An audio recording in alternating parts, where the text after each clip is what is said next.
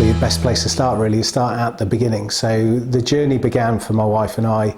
2016, we started to look at properties. We actually were watching one of the property programs on the television, and we just couldn't be bothered to go and turn over. And it was one of these places to, you know, come and move overseas and abroad. And we were watching, and it was in France, and we were looking at some of the properties that were there, and the prices were really attractive. And at that stage, we didn't have a huge amount of money. And for us, we were living in the Cotswolds, and we were renting. And within that, it was like, how can we get something that's right for us and the way that we were going? We got married in 2015, and it was sort of, what's next? What are we going to do? And go for that. So 2016, watching that program made us think maybe we could move abroad.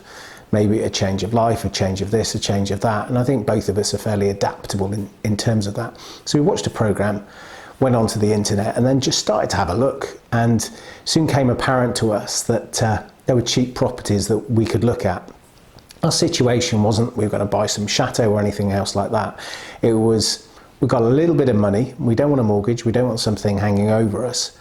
Can we do something where we can probably roll up our sleeves and bit of paint, bit of this, bit of everything else like that? So a renovation property potentially. And we then decided, well, let's have a look. And it was about, right, let's get a shortlist. So we used the internet to start with, and we were looking at various places in terms of that. And it was trying to look at what we could get for our money. Eventually we bought in the OVN, so we bought in the Limousin area, which gives you some context. So further south you go, much more expensive, and equally the further north you go as well, there is another price difference. So popular places like Normandy and Brittany were probably too expensive for us, probably just weather-wise, a bit too close to the UK in terms of weather. And further south, you know, once you get into the south of France, properties are a lot more expensive there in terms of what you can get and what you're going to be there. So sort of Midwest France for us suited. We were originally looking in one area. We were in the Haute-Vienne, but we were also looking in the Auvergne, which is a little bit more central France. We looked into the Creuse and the Corrèze as well, which are part of the Limousin area. Some of the things for us to think about, at that stage had a business in the UK and also 2 older children in the UK as well. So airport was important to a point, but also being able to get to motorways. So within the Limousin area in terms of airport, Limoges Airport was there. If we want to drive a bit further, we could get to Bordeaux. So there were options in terms of what we could do and be able to go through that. So some of our search criteria, we didn't really have a search criteria, what can we get for the money? But the particular property we ended up with really stayed on our shortlist, but it was outside of the area that we were looking. So we were looking in one particular area and we were finding properties, we were finding bigger barns that needed some renovation to them and would need a complete conversion. We also then looked at some houses that were slightly run down, and again we'd have to do some work on that. But the thing that struck us was you could get some really good value for your money. Shortlist on the internet, probably shortlisted down to about 15 to 20 properties. And we said, right, we're going to go over to France for 10 days. Let's go. We'll find somewhere just to camp, probably for a few days, and we did. We camped for 10 days and we really used that as a base, and then we just went over to see things. We really went through agents is what we did start with. So we used a lot of agents, and we just found them through our searches on the internet, and there's some really good websites for you to look at. And then it was just trying to work with an agent, tell them what we wanted, for them to be able to then say, right, these are the properties that you want. We were pretty specific on our budget, so that was helpful. And we were relatively specific in the kind of condition that properties were.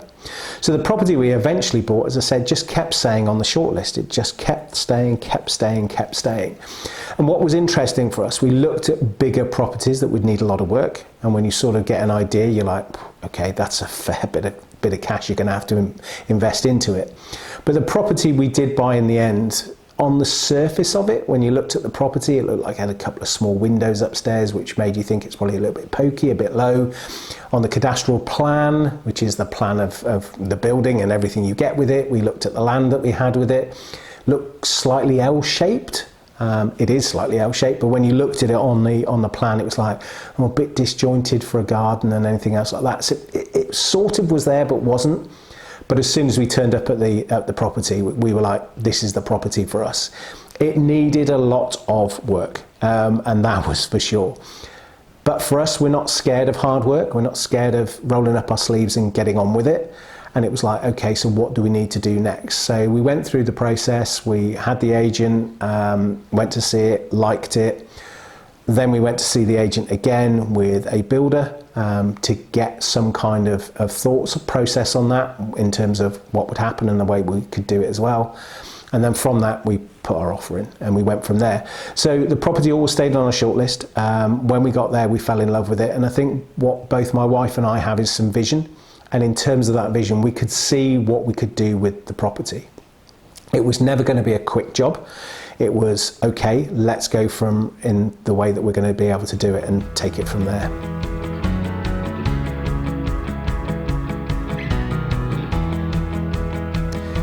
The challenges we faced. To start with, we were living in the UK. This was pre-Brexit, so we didn't have some of the restrictions that are in place now, but we still had to think about how are we going to do a renovation when we are based in the UK. So the first step really was we bought the property in 2017. We came out every so often for a week or two, be able to get some of the things done, just some of the structural things. The first thing we did was sort the roof out, and we did that ourselves, so we had some help as well, but we took all the tiles off, refelted it, everything, and then we put the tiles all back down. That did save us some money, but it did mean that we could start to get watertight, and that was important. We then had to cut everything back, had to cut brambles back, just all sorts of things we had to do. The property hadn't been lived in for 25 years, it had really just been left as it was, and it really was just 2 rooms downstairs, and that was it. And it had a bit of a hayloft above it, and then the barn to the side of it, and that was a soil base, and then there was another barn to it as well. So in terms of that, we could see its potential, but it was like, how do we get there? And once we started knocking down the 2 main walls that were in there, that they weren't structural, but we'll start those out, we then ended up pretty much with a shell. So the challenges we had was time, and a great friend of ours says, you know, when you're here in France, it's time and money is always the issue. So sometimes you'll have the time and not the money, other times you'll have the money and not the time. And that is so true. So still working in the UK, and within the sort of first 2 or 3 years, I was coming backwards and forwards to France. In 2018, Kirsty moved out pretty much full time and was actually camping in the garden. No facilities, no nothing. It was a shower that basically was, the water were warm in the sun in the day and have a shower in the evening, a little shower tent, and then tent and living in the garden with the dogs. That was how our journey started. So nothing luxurious, no hot water, cooking everything. And I do remember in the Christmas of 2018, we actually had Christmas outside. The weather was very nice, and we were able to cook our Christmas meal outside, which was nice. But again, everything for us was very primitive at that stage. So the challenges, there were a lot. We had to go through some planning applications, which was fine and very straightforward. We then just had to look at what could we do at certain times based on the money that was needed. So some things you need a lot of money, some things you can do smaller and you can do yourself. But basically you can't get away from the fact you need money to be able to do things. And that's why it's taken us time to put everything together. Kirsty moved out in 2018 and was here in 2019 as well. By 2019, we were getting on a lot more with the house. We were able to get some rooms in place and to be able to go from there.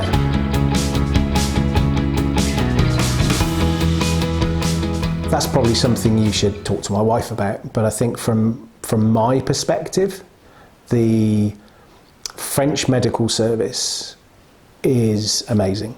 When Kirsty was diagnosed with her skin cancer in the UK, the NHS was good and was trying to sort things out as quick as they possibly could, and no quarrel at all with what the NHS in Southmead did. But in terms of here in France, there was a particular drug trial going on, and that was less invasive than chemo. We probably wouldn't have got that in the UK. And I say this on many an occasion, that if it wasn't for the treatment we've had in France, then I doubt my wife would be here today. And I don't say that flippantly, that's the truth. So the level of care, and actually in terms of trials, in terms of scans, there's just a difference, you know. And as I say, the NHS was great, but over here in France was just a very different level. That made a huge difference to us, and it was tough. I was coming backwards and forwards probably every 8 weeks, and would be over here for a week and then go back again. Kirsty was here in France, having to go through her treatment and everything that goes with that. So it was a tough time, and it was difficult. But I think for us, it's still the vision of, right, let's just one step forward and let's crack on and let's do it and make it work. So the French healthcare system is very good, and you pay into that, but it's well worth it in the end. I just think it was great. And so, was it defining? Was it a change? It was another thing we had to deal with. I don't think it's a thing we had to cope with. It's something we had to deal with. Again, Kirsty showed her true resilience in terms of that, and you know, you'll be able to speak to her and really get her story from that as well. Yeah, business here in France. So in 2019, Kirsty was here full time, and Kirsty has a passion for interior design and colours and paints and upcycling furniture, and we were upcycling our own furniture. I wasn't, but Kirsty was. And I was coming, you know, looking for pieces. We'd look at pieces in the local brocants. I'd also be looking at pieces in the UK to bring over. We'd bring them over, Kirsty would upcycle them and go from there. So in the June of 2019, Kirsty took on a shop and opened it on July the 1st, 2019. She opened it up in the local town to us, in the main street, and was there. So we were renting a shop at that stage, and very slowly and very surely started to put things in there, started to increase the stock of chalk paint that went along with it to be able to move to the next stage. And I think what was really exciting about it was starting that journey. So Kirsty was in the system, was actually running a business, and obviously still runs that business today.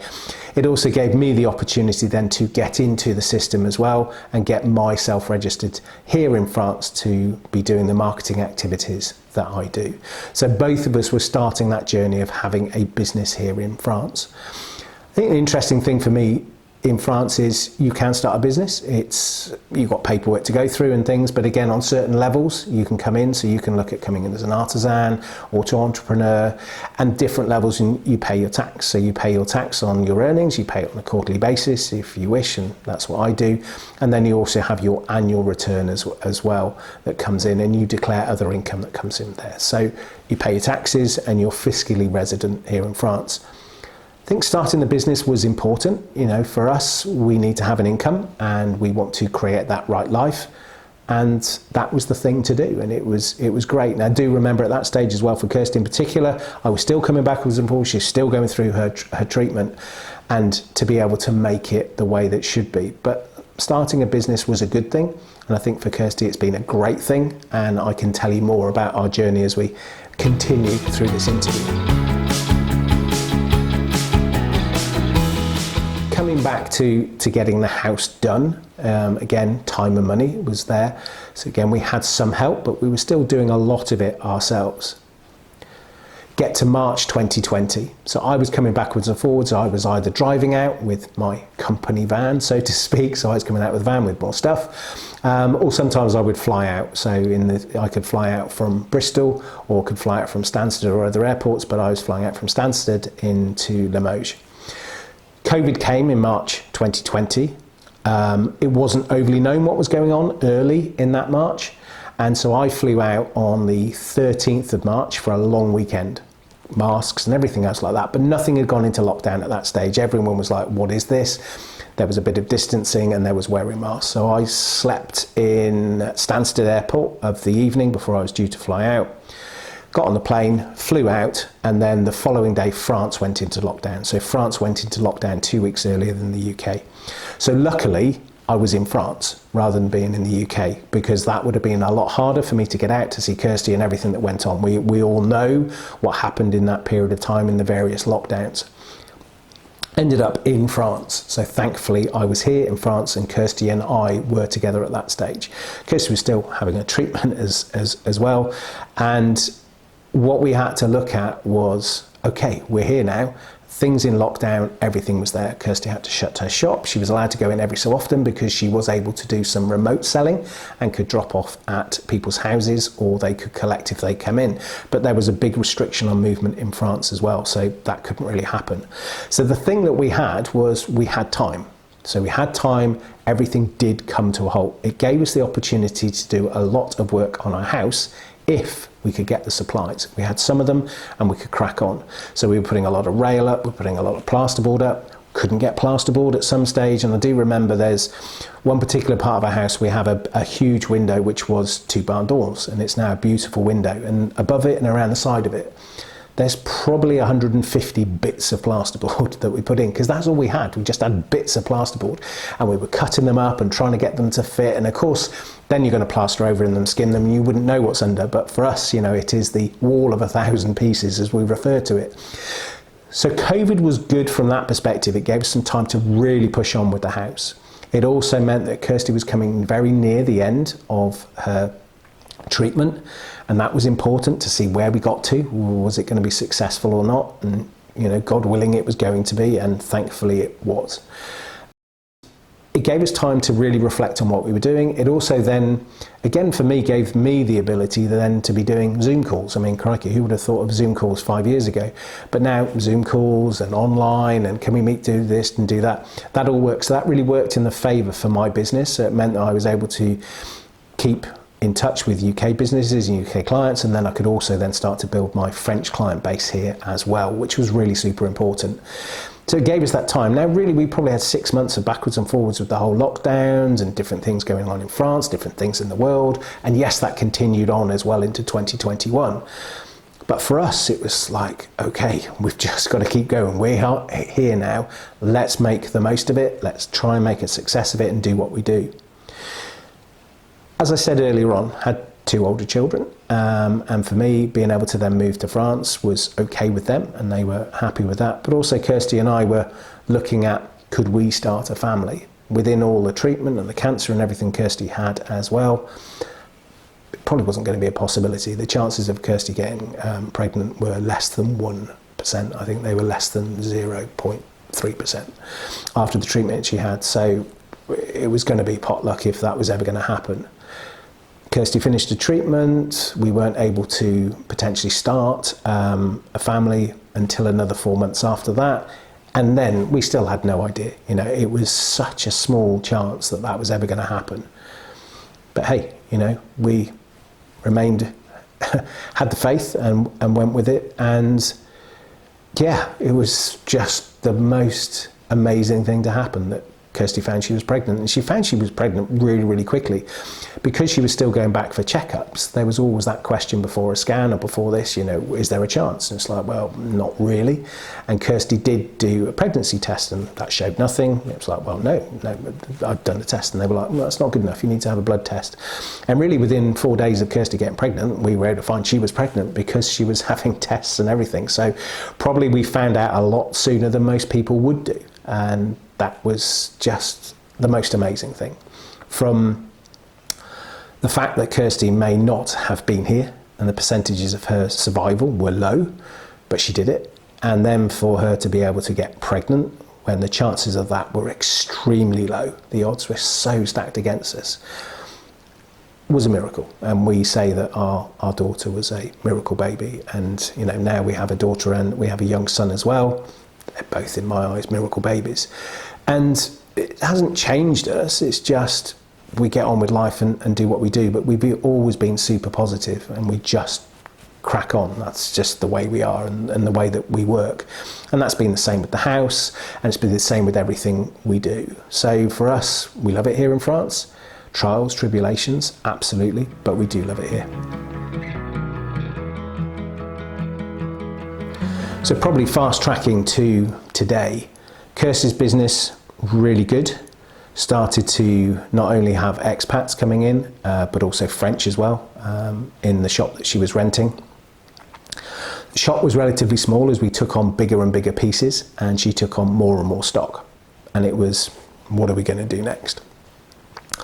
I happened to be just walking in the town, taking our little one for a walk, And I always look in the estate agent's windows, always do. And I was just looking there, and there was a building, there was a commercial building that was up for sale. But it looked like a house, to be fair, but it was a commercial building. So I eyed it up a little bit more and looked at the price. And I was like, okay. So I got in touch with the agents, and within 24 hours was looking around the building. You know, the building, I'm actually sat in my office in the building. The building was a dentist, and the dentist had retired, and they wanted to sell the building. 4 stories on the front, 3 stories on the back, courtyard area as well. And pretty much the bottom 2 floors had been used as a dentist. Everything else, nothing had been used. Subsequently, and really only found this out in the last couple of weeks, there's always been a dentist in this building since about 1912 in the local town. So it's got a lot of history about being a dentist. So I think it's just changed hands all the way through, and we then inherited a building that needed a lot of work. We needed to take a lot of things out of it and pull it apart and be able to make it into something that it is today. And that was then the change for Kirsty to move her whole shop into a building that we owned, and that was her business, but actually I could run my business here as well, and we could look at other things with it. So when you look at the buying process, be it from a commercial perspective or from a residential, it's pretty much the same process. So we went through the process of buying it. Everything takes 3 months, around that time normally is quite a good one. But from the commercial perspective, we could actually move in and actually start trading. We'd have to apply for some things, and we had to go through the mayor's office, and we had to submit a document that was probably about 2 inches thick, which had everything on it, everything we wanted to do with it, the widths of doors, just everything. And again, that's one of the things. It is red tape, bureaucracy, but you trade it off with a different way of life, a better way of life, more sun, you know, more time in terms of life work rather than work life, in terms of those balances. So we started work on the building. We were ripping stuff out, we were painting, and obviously we have a good supply of paint from Kirsty's own perspective, and we just got on. So a lot of graft, but also within this time, we have a little one is sort of just turned 2. Well, wasn't even at the stage when we bought the building, was 1.5 when we bought the building, and then turned 2, and then her brother was born, and so Kirsty for some of that time was pretty rough with morning sickness, and then we had another baby, and then we had to get the building finished for an opening. So we opened last year in the July of 2023 we opened. So again, that was 4 years on from when Kirsty had first opened her business in the town. So we did a lot of work. We had to have a lot of things. We had to get new electrics put in, we had to rip things out, we had to turn things around, a huge amount of things. And I know Kirsty's going to talk to you more about what we did with the property and the way that it is, but we now run this as a commercial property. It's there. Kirsty's business runs from there. I run mine from here as well, within office, recording studio. We also have a cafe, Salon de Thé, here in France, which also has now a beautiful courtyard garden. But we've had to put a lot of time and effort in to make that work. And this building is our living, along with everything else. So we are working here in France. We are living here in France. We have 2 adorable children who've been born here in France. So France is home for us, and it will remain that way. So we do love it. And I think probably the thing from a business front, and what's really interesting with the way that the French psyche is, the French don't like to see you come in and then go. They like you to establish yourself. They like to walk into your shop, have a look around, and go away. Come in, look around, go away. They like to build an element of trust about you, that you're here to stay, and that's really important to them. And it's important for us to work on that as well. And it's really key that we can embed ourselves in French life. Yes, there are expats in the area we're in, so there's a lot of British, and that's absolutely fine. But it's about having that balance of having French friends, British friends, American friends, Dutch friends. You know, there's a lot of nationalities around the area. But it's also about making your life here and just embracing the life and immersing yourself in it as well. If you can't speak the language, just try, and it'll be accepted. You'll get some of the tenses the wrong way around, and they might smile and laugh at you, and that's the way it is. But you must try. You really, really must try to speak the language. The more you speak, the better it becomes. When we first came, my French was better than Kirsty's, and then Kirsty, now with having the shop, is having regular interaction on a daily basis with the French, so her French is getting better. I'm now driving a lot more in the area to have more French clients and really working that forward. I've joined the local Chamber of Commerce, and that's very French dominated, but business is business, and they're very supportive, and we help each other and go from that. And so my language in terms of French is getting better, and got to keep working on that as well. My daughter now is at school and she'll go full time in the September, but she's at a lovely French school, and again she is learning French. So we're in it, we're immersed, we're going for it. And I think that's the number one thing for me, is just go for it. Stumble your way through the language and people will appreciate you for it. I think those people who come over to France and don't learn the language, don't try it, don't do it, don't anything, and don't embrace it, then people will be critical, and so be it. I would be one of those as well. So you've got to go for it and make it happen. I think where to live is an interesting question. You can live in the countryside, you can live in the town, you can live by the sea, you can live in the mountains. The choice in France is huge. I think the key areas that people move to, Paris and other big cities in France, people move to, and that's for all sorts of reasons. And I think Paris has that charm and that pull for some people. Normandy and Brittany has always been very much up there. I think the Loire Valley, I think central France, I think southwest France and southern France. There's something for everybody. What you have to think about is, what do you want? Do you want to be in a village? Do you want to be in a small hamlet? Do you want to be completely isolated? Do you want to be in a town? You need to think what works right for you. What do you need to get close to? Where can you go to? What can you do this for? What are the facilities? Where's the local doctors, the dentists, etc.? The more you are in a bigger town, and probably typical of a lot of places, you have more choice, of course you do. But in France, you also then have that community, and community still is big here in France. And that again was another draw for us. I think you need to think about that when you're looking there.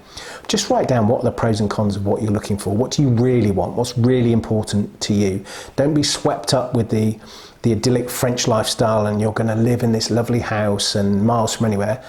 Some people do need a bit of a support network. Some people do need to have some neighbours, and you see people and you can liaise and you can embrace things like that. Just start to think about what you need. Ask other people. Go onto forums and ask people what they find, what they like, what they don't like, and then make your own decision. Don't be driven and go into an area and go, oh, it's great, there's some expats there, or oh, I don't want to go there because there are so many expats, whatever it is. Just be very open to what it is that you want. You know, France has a huge amount of things to offer to anybody, but just start to look around what it is. Also think about, you know, if you're going to buy a bigger property, what's the upkeep? You know, how much is that going to cost you? You know, everybody talks about in France the roof, and that is one of the biggest talking points. You need a decent roof because the roof actually means your building's going to stay up. There are lots of reasons for that. I'm not going to go into it, but your roof is super, super important among other things. Our house today is nearly done in terms of it. A lot of work we have done, as we said. So we're nearly there. We've got a lovely terrace area now. We've got a lovely garden, which we had to work really hard to get the garden. We've got a veg patch, and we've got a small field, and we've got some chickens and the sort of nice things. We've got an above ground pool as well. We're starting to work on the gîte, although it will probably just be for friends and family. We've got some of the infrastructure in there done. That'll be a project over the next couple of years. It was getting the house done, and as you can imagine, with two youngsters, we had to get that really done as well. So, you know, we look now at what we've got. You know, we've got 4-bedroom house as a whole. We've got a lovely big dining area and an open plan dining kitchen sitting area, which is lovely. We've got some other rooms in terms of it, but the terrace is there for us to enjoy in the summer. So we've got those things, and that's great. And we're really now trying to enjoy living that. And it's not so much pressure now on getting things done. We've done a lot of work, particularly over the last 2 years, to get to that stage. And so we're very happy with what we've got, and we're very happy that we can enjoy that now as the summer arrives and really get into it. Yes, we've got other things to do, and we will do those. So we can put in the other gîte. We've got a big workshop area, we've got a gym and other things we want to do. But at the moment, we've got what we want, and that's super, super exciting. I think anybody coming to France, just research it. join Facebook groups, go onto the internet, find a really good agent. I think that for me was really important. Yes, you can buy properties directly as well, but just find a really good agent. You know, an agent who's going to find what you want, get to know them, understand them. Also yourself understand the buying process, what's going to happen. Also start to look at some of the rules and regulations on some of the things you can and can't do with your house. And make sure as well, and it's one of the things you think about right near the end, is think about what are you going to do long term with the property, how are you going to get work done on it, but also think about your money. You need to get your bank account set up here, you need to be fiscally resident, you will probably need potentially somebody to help hold your hand in terms of that. You need to look at the visa applications. There's a lot of things to think about, but also do think about that money. Also think about currency exchange. It fluctuates all over the place. You need to think about that. You need to have a really good partner in terms of that. So there's so many things that we probably didn't really think about too much at the beginning. But now, in hindsight, we're like, oh, we should have done this or we should have done that. So there's lots of things we should have, could have, would have. But actually, we're very happy with our life. But do just think about some of those key things. Well, I've enjoyed being the other side of the camera and sharing it. And thank you for asking the questions and taking me through that. It's been different. I know that you're going to talk to my wife as well, Kirsty, and that'll be fantastic. And I think that's a second program that's going to come out. And yeah, thank you for it. But yeah, as I say, we love France. We love everything about it. There is bureaucracy, there is paperwork. We've been through a lot and we're very thankful for the things we've done here in France and very thankful for everything we're doing.